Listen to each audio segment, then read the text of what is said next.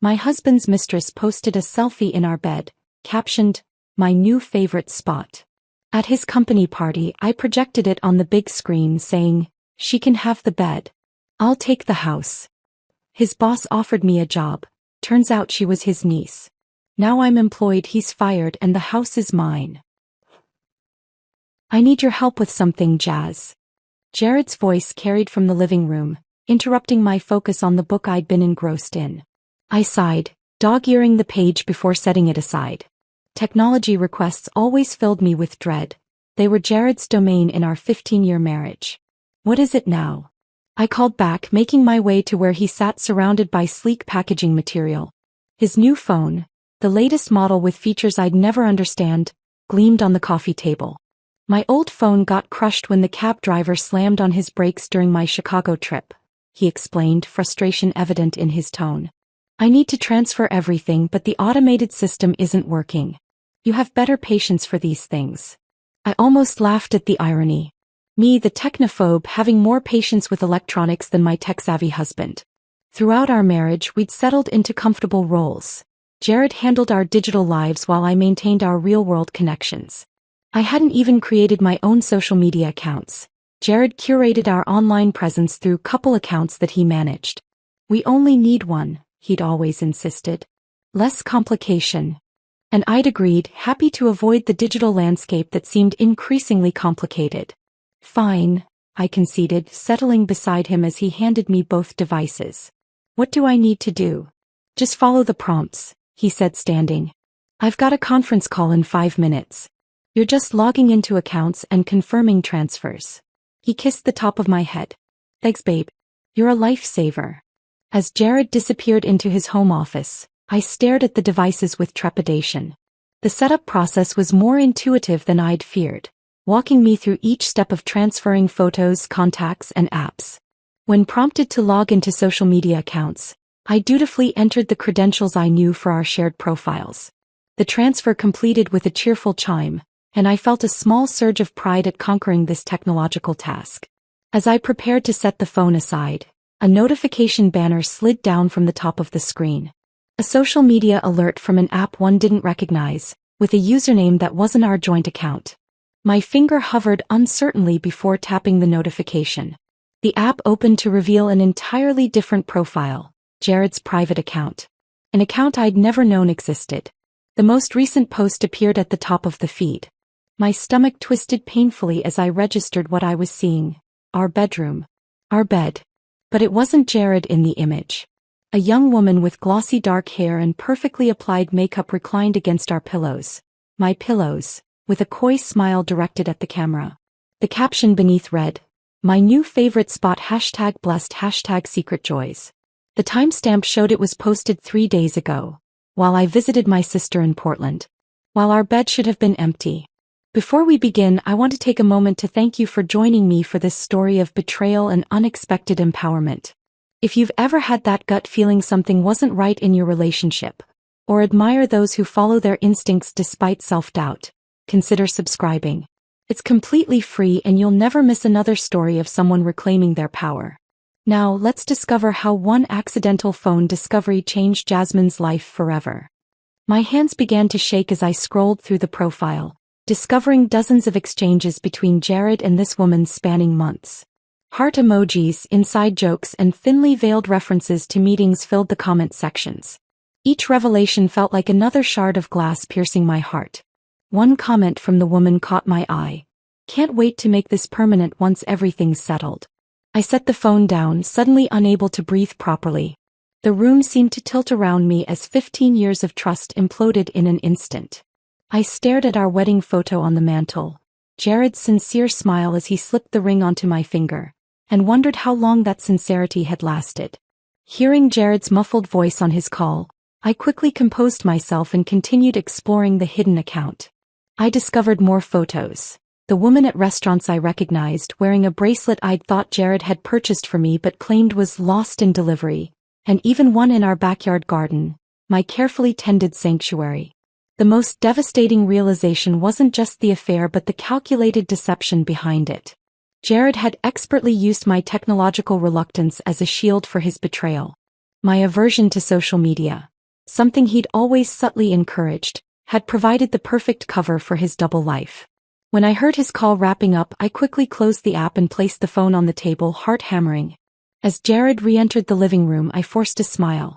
"All done?" he asked, reaching for the device.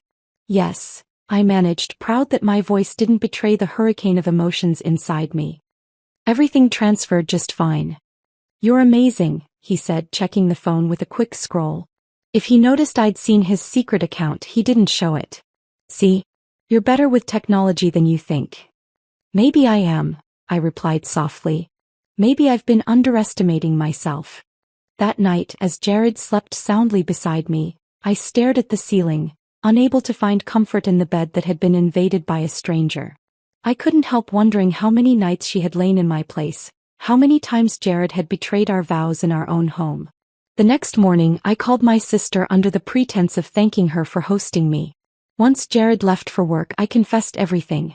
"That manipulative jerk," she exclaimed after I finished. "What are you going to do?" "I don't know yet," I admitted. "But I need to learn more before confronting him. Can you help me?" My sister, whose social media marketing career had always seemed so foreign to me, became my digital detective partner. Over video chat, she guided me through creating anonymous accounts to monitor Jared's activities without alerting him. She taught me how to navigate platforms I'd always avoided, showing me how to piece together the digital breadcrumbs of his deception. "Look for patterns," she advised. "Check tagged locations, mutual connections. People slip up online all the time." Within days, my technological abilities expanded exponentially, driven by determination rather than interest. I discovered the woman's name through mutual connections. I learned she worked at Jared's company in a junior position. I pieced together their meeting timeline through dated photos and event check-ins. Each discovery strengthened my resolve. The pain remained sharp and constant, but alongside it grew something unexpected: empowerment. The technological world I'd avoided was becoming my ally in uncovering truth. My self-imposed digital limitations had made me vulnerable. Now that same technology was becoming my strength. "Knowledge is power," my sister reminded me during our daily strategy sessions. "And you're gaining both." As I compiled evidence and learned more about the digital landscape Jared had used against me, one thing became crystal clear: I wouldn't confront him immediately. I would wait, watch, and plan. My technological awakening had just begun, and with it, a new version of myself was emerging from the betrayal's ashes. "You need to be smarter than him," my sister advised during our daily video call. It had been 2 weeks since my discovery, and I'd managed to maintain a perfect facade at home. "Don't give anything away until you have the full picture." I nodded, my laptop balanced on the kitchen counter while I prepared dinner, Jared's favorite pasta dish. The irony wasn't lost on me as I chopped vegetables with precise, controlled movements. I've been going through his search history when he's in the shower. He's been looking at vacation properties in the Bahamas. Places I've never heard him mention. "Screenshot everything," she instructed. "And we need to check if these trips align with his supposed business travel dates." I'd become a digital detective under my sister's guidance. What started as basic monitoring had evolved into sophisticated tracking. I'd learned to check location data on photos, analyze timestamps, and archive everything in encrypted folders that Jared, despite his technical knowledge, would never think to look for on my old laptop, a device he'd often mocked for being outdated. The pasta sauce simmered as I heard Jared's car pull into the driveway. "He's home," I whispered, quickly closing the laptop. "Same time tomorrow?" "Always." "Jess, you're stronger than you think." I greeted Jared with a practiced smile and a glass of wine, playing the role of devoted wife while my mind catalogued his every word for inconsistencies. He mentioned an upcoming company retreat, and I made a mental note to cross-reference this with the information I'd gathered about his mystery woman's schedule. The next morning, after Jared left for work, I visited a coffee shop 3 towns over where no one would recognize me. There, I met with Patricia Winters, a divorce attorney my sister had recommended. "Everything you can document will help," Patricia explained, reviewing the evidence I'd compiled. "Financial records, communication patterns, photographic evidence, it all builds your case." Her eyes narrowed as she studied a particular image. "This woman. Have you identified her?" Her name is Veronica, I replied. She works at Jared's company. Junior marketing position, based on her LinkedIn profile. Patricia nodded approvingly. You've been thorough. That's good.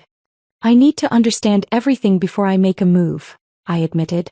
It's not just about the divorce. It's about understanding the full extent of his betrayal. After the consultation, I felt both heavier and lighter.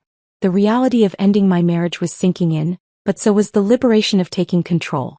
I spent the afternoon in the coffee shop, creating a detailed timeline of Jared's affair using a journal I'd purchased specifically for this purpose. Dates, locations, communications, all meticulously documented. That evening, while organizing the digital evidence, I noticed something I'd overlooked. In several photos, Veronica was tagged at company events alongside an older man with a striking resemblance to her. Curious, I did a reverse image search and discovered he was Robert Henderson, the CEO of Jared's company. My heart raced as connections formed. I searched through company press releases until I found confirmation. CEO Robert Henderson and niece Veronica Shaw at the annual charity gala. The pieces started falling into place with sickening clarity. Jared had been lobbying for a senior position for months, a role that would position him directly under Henderson. He'd complained about being overlooked despite his qualifications. Was Veronica his strategy for advancement? I delved deeper into social media, finding older posts from company events. There was Jared, gradually positioning himself closer to Henderson in photos over the past year. And then within the last 6 months, increasing appearances with Veronica. The calculated progression was unmistakable. A memory surfaced, Jared mentioning that Henderson had no children, only a niece he adored. Family-run business in everything but name, he'd said casually. When Henderson retires, she'll inherit everything. That night, I lay beside Jared in bed, studying his sleeping face in the dim light. The man I'd loved for 15 years now seemed like a stranger. Calculating, manipulative, willing to use anyone to achieve his ambitions. Including me. Our marriage had been his respectable foundation while he plotted his corporate ascension. The following week brought the confirmation I needed. While Jared showered, I checked his email on his tablet. Something I'd never done before my digital awakening. There it was. A message from Veronica with the subject line, Uncle Robert's retirement timeline. Asterisk, he's thinking 2 years max. By then we'll be ready to step in together. Your strategy for the Asian market expansion impressed him. He mentioned how well you'll fit into the family business once things are settled at home. Can't wait to see you tomorrow. Miss our spot already. Sis. I felt physically ill reading it. Our marriage wasn't just collateral damage in an affair. It was an inconvenient obstacle in a business strategy. I forwarded the email to my secure account before carefully marking it unread and returning the tablet exactly as I'd found it. That night, I updated Patricia with the new information. Her response was immediate. This changes things. Corporate ethics violations potentially get messy. Document everything. And Jasmine? Stay calm. We're building a case. Maintaining normalcy became increasingly difficult. Each loving gesture from Jared, each casual touch, felt like sandpaper against my raw emotions. But I persisted, playing my role flawlessly while gathering evidence. The real breakthrough came when Jared mentioned the upcoming holiday party at his company. Henderson always goes all out, he said over breakfast. Everyone will be there. Perfect networking opportunity. That statement sparked an idea so perfect, so fitting, that I couldn't believe I hadn't thought of it sooner. The holiday party would have everyone present. Jared, Veronica, Henderson, and the entire company. It would be the perfect stage.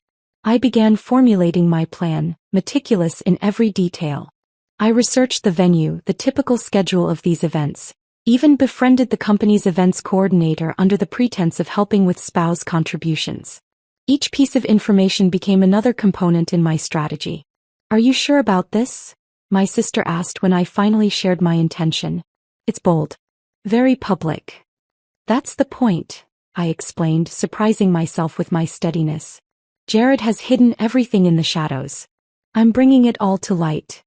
3 months after discovering that fateful selfie, I had transformed from a technologically naive wife to a woman with purpose and plan. The digital world that had once felt so foreign was now my battlefield. I'd learned patience, strategy, and the power of information. As the date of the holiday party approached, I made my final preparations. The evidence was secure, my divorce papers ready, and my strategy set. The perfect dress, elegant yet commanding, hung in my closet. Not in our bedroom closet, but in the guest room where I'd secretly moved my essential items without Jared noticing. The night before the party, Jared kissed me and said, "I'm glad you're coming tomorrow. It means a lot to have you there." I smiled, genuine for the first time in months. I wouldn't miss it for the world. In fact, I think it's going to be unforgettable. The grand ballroom of the Montclair Hotel glittered with holiday decorations as I stepped through its doors, my arm linked with Jared's.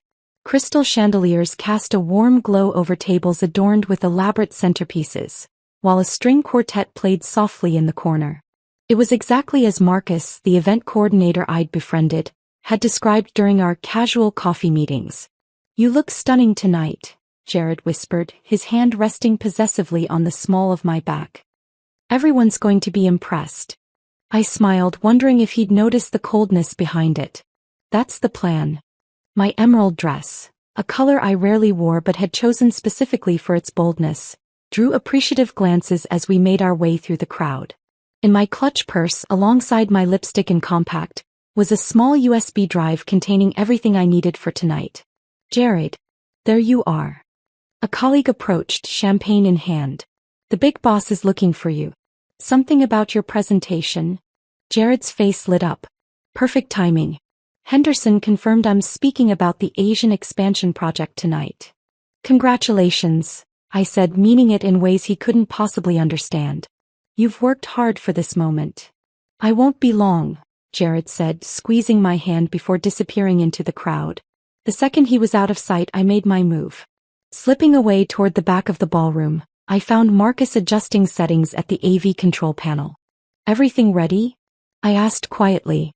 He nodded, accepting the USB drive I discreetly passed to him. "Loaded and ready to go. Just give me the signal when he starts speaking." His eyes conveyed sympathy. Our coffee meetings had revealed enough for him to understand what I was doing, if not the full extent of why. "Thank you," I said, genuinely grateful. "I owe you. No one deserves to be treated that way," he replied simply. "Just remember, the microphone will activate automatically when you press this button." He showed me a small remote. "Keep it in your hand throughout the evening." I rejoined the party just as Robert Henderson, a distinguished man in his 60s with salt and pepper hair, took the stage. His commanding presence immediately silenced the room. "Welcome to our annual celebration," he began warmly. "Another exceptional year for Henderson Global Solutions." I scanned the crowd until I spotted Veronica, stunning in a red dress that seemed deliberately chosen to complement Jared's navy suit. She stood near the stage, eyes fixed adoringly on my husband as he waited for his moment in the spotlight. The sight should have hurt, but all I felt was resolve. Henderson's speech continued with the usual corporate platitudes until he reached the part I'd been waiting for. "And now, to discuss our exciting expansion into Asian markets, I'd like to invite our Director of Strategic Development, Jared Williams." Applause filled the room as Jared confidently took the stage. I positioned myself strategically, moving closer to ensure a clear path to the microphone stand placed at the edge of the stage for audience questions. "Thank you, Robert," Jared began, his charismatic smile sweeping across the room. "It's been an incredible journey developing this initiative." I let him continue for several minutes, watching him in his element. Charming, articulate, commanding. This was the man I'd fallen in love with, the brilliant mind I'd supported through late nights and career uncertainties. Now I was seeing him clearly for perhaps the first time. When he reached the midpoint of his presentation, displaying a slide about building meaningful relationships in new territories, I pressed the remote in my palm. Marcus had timed it perfectly. The screen behind Jared suddenly changed, revealing the selfie of Veronica in our bed with her caption prominently displayed, "My new favorite spot #blessed #secret joys." A collective gasp rippled through the audience. Jared froze mid-sentence, turning to see what had caused the reaction. His face drained of color as he recognized the image. That was my cue. I stepped forward, the spotlight finding me as I approached the microphone. The remote in my hand activated my mic as promised. "She can have the bed," I said, my voice remarkably steady as it echoed through the ballroom. "I'll take the house." The silence that followed was absolute. Hundreds of people suspended in shared shock. Jared's mouth opened and closed, no words emerging. In the corner of my vision I saw Veronica shrinking back, attempting to disappear into the crowd. Jasmine, Jared finally managed, his voice strangled. This is a misunderstanding. That's not what it looks like. I finished for him, maintaining my composure. Not your mistress in our marital bed while I was visiting my sister? Not the woman you've been seeing for months while positioning yourself closer to her uncle's company. Another gasp swept through the room, followed by murmurs as connections were made. Henderson had stepped forward, his expression unreadable as he stared at the image. That's my niece, he said, his authoritative voice cutting through the murmurs. His gaze shifted from the screen to Jared, then to Veronica, who had frozen in place, and finally to me. Jared attempted damage control, his professional demeanor crumbling. Robert, I can explain. This isn't my office. Now. Henderson's tone left no room for argument. He gestured to a security guard who immediately moved toward us. Mrs. Williams, I believe you should join us as well. I nodded, feeling oddly calm as the security guard escorted us away from the stunned audience. Behind us, I heard Henderson instructing another executive to continue the evening's program. The walk to Henderson's office on the top floor felt surreal. Jared ahead with one security guard, me following with another, and Henderson and a visibly distressed Veronica bringing up the rear. No one spoke in the elevator or along the corridor leading to an impressive corner office overlooking the city. Once inside, Henderson closed the door firmly and turned to face us. Sit, he commanded. Jared and I took seats on opposite sides of the room. Veronica remained standing, tears streaking her makeup. Uncle Robert, she began, I didn't know. Henderson raised a hand, silencing her. I trusted you, Jared, he said, his disappointment palpable. I was grooming you for leadership. And this is how you conduct yourself. By manipulating my niece. It wasn't manipulation, Jared protested, desperation creeping into his voice. Veronica and I have genuine feelings for each other.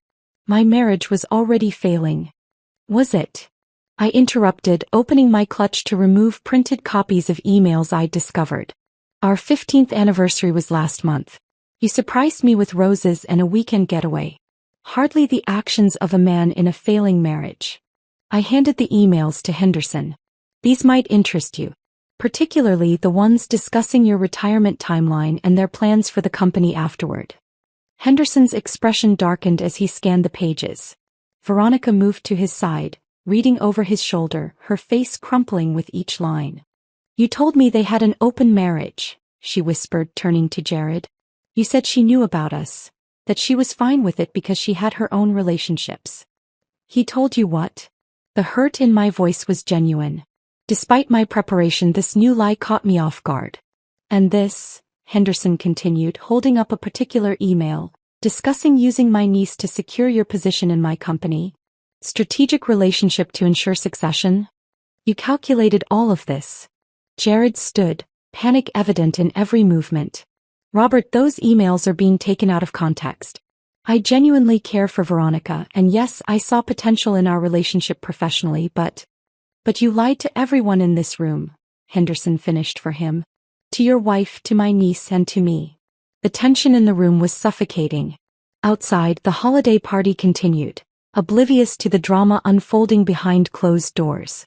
My carefully orchestrated moment of truth had succeeded beyond my expectations, revealing layers of deception I hadn't even anticipated.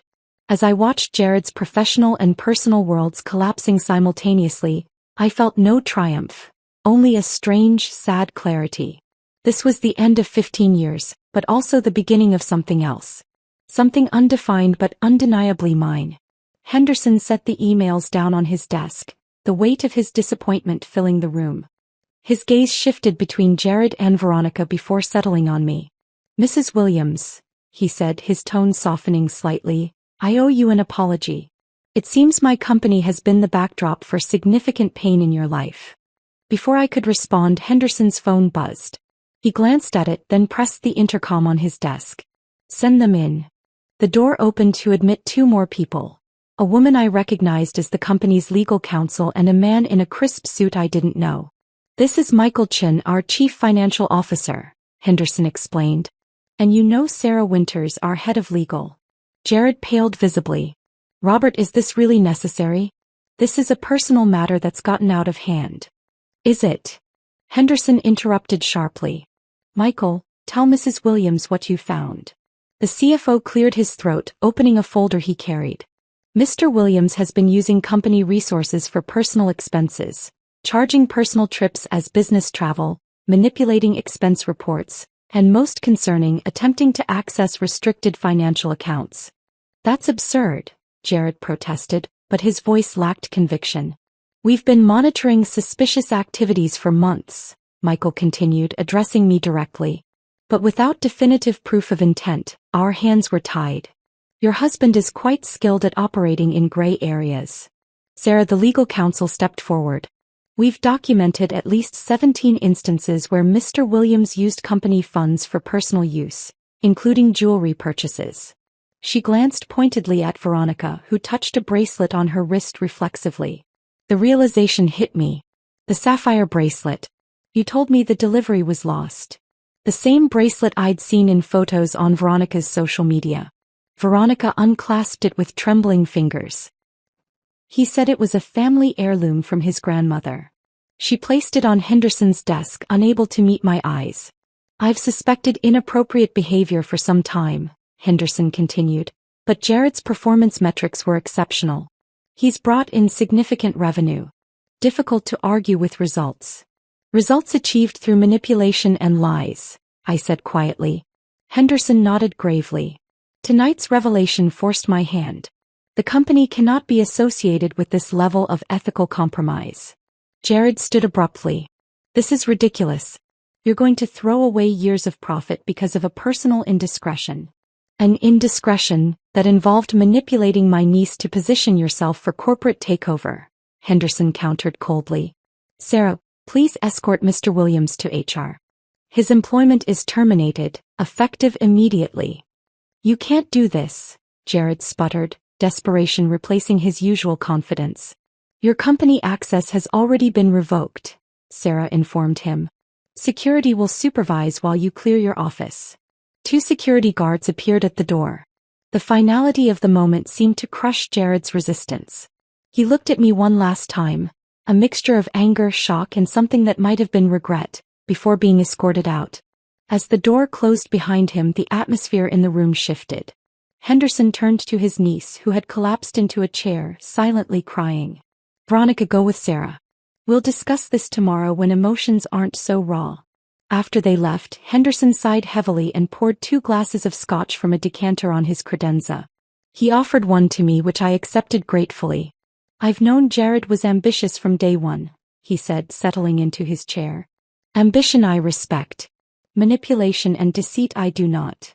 How long has he been targeting your niece? I asked, taking a small sip of the burning liquid. From what I can piece together, about 8 months. Shortly after I mentioned my retirement planning at a leadership retreat. He studied me over his glass. You're remarkably composed for someone whose life just imploded publicly. I managed a small smile. The implosion happened 3 months ago when I found that photo. Tonight was just the culmination. Henderson's eyebrows rose appreciatively. Strategic patience. A valuable quality. He leaned forward. Mrs. Williams. Jasmine, please. Jasmine. How much do you know about Henderson Global's operations? The question caught me off guard. Only what Jared shared, which, given recent revelations, was probably limited and possibly untrue. He never mentioned your background in financial systems architecture, your master's thesis on sustainable corporate governance. I stared at him, genuinely surprised. How do you know about that? I make it my business to know who enters my extended circle. When Jared married you, I had you vetted, standard procedure for executive spouses. He smiled at my expression. You were an exceptional systems architect before you stepped back from your career. Your former colleagues speak highly of your integrity and analytical skills. A knock at the door interrupted us. Henderson called for them to enter, and to my astonishment, 3 of Jared's colleagues filed in. People I recognized from company functions but had rarely spoken with. You asked to see us, sir? said a woman I recalled was named Diana, head of product development. Yes. Please share with Mrs. Williams what you told me last month. Diana looked uncomfortable but stepped forward. We've had concerns about Jared's methods for some time. Client information disappearing, competitive bids being undermined, strategic plans changing last minute to his advantage. Why didn't you report it? I asked.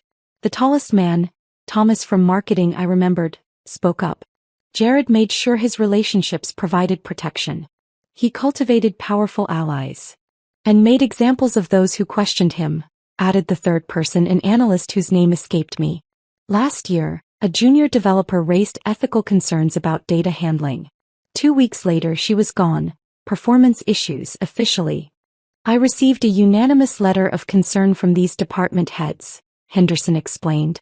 But without concrete evidence, it was their word against his stellar performance metrics. Then you showed us all the truth, Diana said, genuine gratitude in her voice. Many of us suspected his relationship with Veronica wasn't what it seemed, but no one dared suggest he was using her to position himself within the company. As they shared more examples of Jared's ruthless climb up the corporate ladder, I began to understand the full scope of his deception. The man I'd married had disappeared years ago, replaced by someone I hardly recognized. What happens now? I asked when they finished. Henderson dismissed his employees before answering. For Jared? Legal consequences possibly. For the company? Damage control. For you? He studied me thoughtfully. That depends entirely on what you want. I want to rebuild my life, I said simply. And your career? He pressed. Someone with your skills and clearly demonstrated ability to analyze complex situations would be an asset to any organization, including mine. I blinked in surprise. Are you offering me a job? Consider it making amends for the role my company played in your personal turmoil. He handed me a business card. My private number. Think about it. As I stepped out of his office, the weight of the evening's revelations settled around me. In a single night, I'd lost a husband but potentially gained a future I'd never imagined. The irony wasn't lost on me. Jared's calculated betrayal had inadvertently opened doors he never intended. The holiday party continued below, but I had no desire to return to the celebration. As I waited for the elevator, my phone chimed with a text from my sister. How did it go? I smiled, suddenly exhausted but oddly peaceful. Better than expected, I typed back. I'll call you tomorrow. Everything has changed. The elevator doors closed, giving me a moment of solitude after the evening's chaos. I leaned against the wall, Henderson's business card still in my hand, and took a deep breath. For the first time in months, I felt the tightness in my chest begin to loosen. The truth was out. The pretending was over. When I stepped into the hotel lobby, a familiar figure waited near the revolving doors. Marcus from the AV team. You okay? He asked, genuine concern in his eyes. Words spreading fast upstairs. I will be, I replied, surprised to find I actually meant it. Thank you for your help tonight. He nodded, then handed me a small USB drive. All evidence from tonight. Figured you might need it for whatever comes next. 3 days later, whatever comes next arrived in the form of Patricia Winters sitting across from me at her law office, reviewing the extensive documentation from the holiday party. This is extraordinarily compelling, she said, organizing papers into precise stacks. Jared's attorney has requested a meeting. They're clearly concerned about how this will play out in court. What are they offering? I asked, surprised by my own detachment. Full ownership of the house, a significant financial settlement, and an expedited, uncontested divorce. Her raised eyebrow conveyed her professional assessment. They're desperate to settle quickly and quietly. I thought about our home, the garden I'd cultivated for years, the kitchen where I'd perfected recipes, the spaces that held memories beyond Jared's betrayal. I want the house, I decided. But I want the settlement reviewed by a financial forensic expert. If he hid things from his company, he could be hiding assets from me too. Patricia smiled approvingly. Already arranged. The documentation you gathered gives us significant leverage. 2 weeks later, as January snow blanketed the city, I sat across from Robert Henderson in his office, discussing the senior analyst position he'd offered me. Your background in systems architecture is precisely what our compliance division needs, he explained. Recent events have highlighted vulnerabilities in our oversight processes. I studied the job description, noting the responsibilities and substantial salary, significantly higher than what I'd earned before stepping back from my career. This feels convenient, I admitted. I don't want charity disguised as employment. Henderson's laugh surprised me. Mrs. Williams. Pierce, I corrected, having reverted to my maiden name. Jasmine Pierce. Miss Pierce, he amended. I don't operate a charity. I run a global corporation that cannot afford another Jared Williams situation. Your technical skills combined with your demonstrated ability to notice patterns others miss? That's exactly what we need. He leaned forward. The fact that hiring you might also irritate your ex-husband is merely a pleasant bonus. I accepted the position that afternoon, starting immediately as a consultant while the divorce proceeded. My days quickly filled with systems audits, compliance protocols, and the exhilarating feeling of using my professional skills again after years of dormancy. The corporate world I re-entered was vastly different from the one I'd left. Technology had evolved dramatically, but my newfound digital literacy, ironically developed while investigating Jared, provided a foundation I could build upon. I enrolled in evening courses, attended weekend workshops, and quickly closed the knowledge gap. You're a natural, my team lead remarked after I identified a security vulnerability in their financial reporting system. Hard to believe you were tech-averse just months ago. I smiled, thinking of my sister's patient guidance during those early days of digital detective work. I had a compelling reason to learn quickly. February brought finalization of the divorce. Jared, facing potential criminal charges for financial improprieties and desperate to avoid further scrutiny, agreed to all terms. The house became legally mine along with a settlement that ensured financial security. He relocated to Chicago, his reputation in our industry permanently damaged. March arrived with an unexpected email from Veronica. We'd had minimal contact since the holiday party, both needing space to process our separate traumas from Jared's manipulation. Asterisk, would you be willing to meet for coffee? No pressure if it's too uncomfortable. Asterisk. We met at a quiet cafe downtown, both of us nervous but determined. The initial awkwardness dissolved as we shared our experiences. How Jared had crafted specific lies tailored to each of us, manipulating our insecurities and desires. He told me you were cold and career-obsessed, she confessed. That you'd agreed to an arrangement where you maintained appearances while pursuing separate lives. While he told me I was better suited to home life than professional pursuits, I replied, the irony not lost on either of us. Our conversation shifted from Jared to ourselves. Her studies in international business, my return to corporate technology, our shared love of gardening. By our third coffee meeting, we developed a tentative friendship built on mutual respect and the unusual bond of shared deception. April brought spring to my garden and a promotion at Henderson Global. My systems audit had uncovered significant vulnerabilities, and implementing my recommended solutions earned recognition from the board. My confidence, dormant for years under Jared's subtle dismissiveness, bloomed alongside my career. By May, I barely recognized my former self. The woman who had deferred to her husband on all matters technological, who had dimmed her professional light to complement his ambition. My home transformed alongside me. I repainted walls, replaced furniture, and redesigned the bedroom where Veronica's infamous selfie had been taken. The master bedroom became my home office, a symbol of reclamation. I purchased a state-of-the-art computer system, setting it up myself with satisfaction. The bed was donated, replaced by a sleek desk where I often worked late into the evening on projects that challenged and fulfilled me. In June, exactly 6 months after the holiday party that had changed everything, I hosted a housewarming celebration. My sister flew in for the occasion, proud of the transformation she'd witnessed. Colleagues from Henderson Global mingled with longtime friends in the backyard garden I'd expanded with new varieties of roses. To new beginnings, my sister toasted, raising her glass as sunset painted the sky in vibrant hues. Veronica arrived last, hesitating at the garden gate until I waved her over.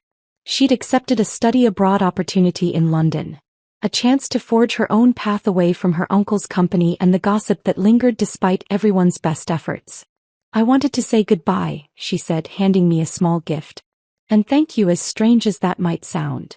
Inside the package was a delicate silver bracelet, nothing like the ostentatious sapphire one Jared had given her. The charm dangling from it was a small key. For new doors, she explained simply. As evening settled over my transformed home, I watched the gathering of people who had supported me through crisis or entered my life in its aftermath. Not one of them saw me as an extension of Jared Williams or defined me by his betrayal. In their eyes, and increasingly in my own, I was simply Jasmine Pierce. Capable, resilient, and finally the author of my own story. The woman who had once been too intimidated to set up a social media account now led a corporate technology division. The wife who had maintained a perfect facade now built authentic connections.